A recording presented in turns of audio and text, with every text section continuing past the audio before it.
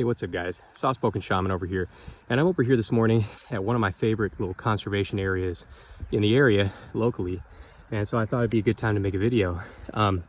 So first things first, thesoftspokenshaman@gmail.com is the place to hit me up if you want to check out my books, if you want to consult. And also, this channel, like PBS, is listener funded.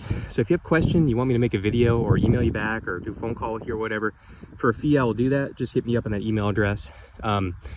So Jason hit me up today and he said, hey, Soft-Spoken Shaman, I live around Albuquerque. Have you heard about the recent spate of unalivings in Taos? And why, yes, Jason, I have heard of them. So I have friends. I have a friend who lives in Taos, and I also have a friend who lives in Cuesta, New Mexico, which is also in Taos County, a little further up, closer to, Red River, the Ski Valley, and Colorado state line. And basically, for those of you who don't know, just outside of Taos cuts the Rio Grande Gorge. It's very deep. If you've never been there, if you've been to the Hoover Dam, it's kind of like that deep. And there's a bridge that spans it, pedestrian walkway, and there's a call box over there. If you're feeling bad, call that number, whatever. But over the past 3 weeks or a month, there's been 3 people. I think 2 local and 1 came up from Albuquerque, and they jumped. And after the second one, I think a Army Corps of Engineers person came out, or a state inspector person came out, and they were asked, why don't you guys put a net up here? And they said, well, it's just cost prohibitive and it's a national landmark. And because it's a national landmark, the Rio Grande Gorge Bridge, we actually can't put up netting because it's quote unquote unsightly. Wild. So you got to remember, when people commit to unaliving, you have to look at how they're doing it. And I don't advocate for it. I understand, to do it that way, you got to be in an egregious amount of pain. And you probably figure, what's one more burst of pain before the pain, ends? There's cessation of pain. I remember during the Great Recession, there were dudes, not just dudes, women too, jumping from buildings in New York City, high up, splat, and also coming back home and introducing their self-defense arsenal to their family, if you know what I mean. Really bad. That typically, when you've got unalivings like that, it's a society-wide issue that's percolating into people's meaning of life, or raison d'etre, If it's just a person taking pills or, going out quietly, that's an individual thing for the most part. But this is 3 times, and these people have been adolescents and they've been young. So it just goes to show you, when they tell you, oh, inflation's at 2% right now, obviously that's a big fat lie. Because one of the biggest pressures for people to unalive themselves is actually not how they're feeling.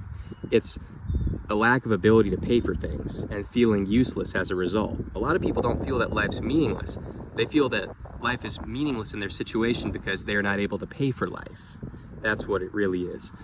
And, the elites, in my opinion, have set up this system on purpose to mimic, via social Darwinism, nature, that there's life and death happening all the time, births and deaths, and there's a constant exchange of balance, like credits and debits in a ledger for an accountant or a bookkeeper.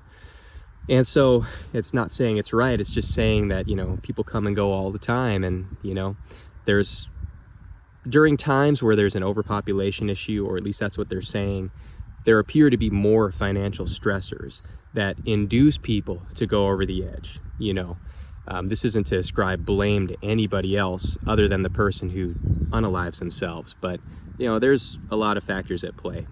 Now, I'm of the viewpoint that it's unfortunate for people who do take that route in life. It really is, and I don't advocate for that, of course, although everybody's got their free choice. I don't think that something like that is necessarily rewarded or is a neutral thing. I definitely think that,